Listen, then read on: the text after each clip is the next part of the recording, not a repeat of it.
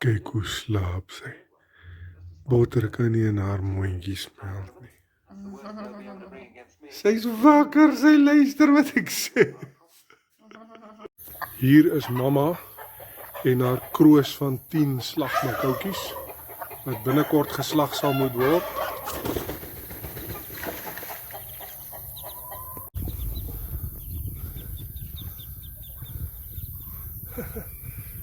Swem hulle na mamma toe.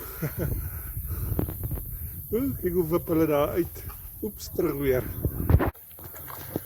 Kom eens kyk of hulle uitkom daar. Kyk hoe wip hulle daar uit.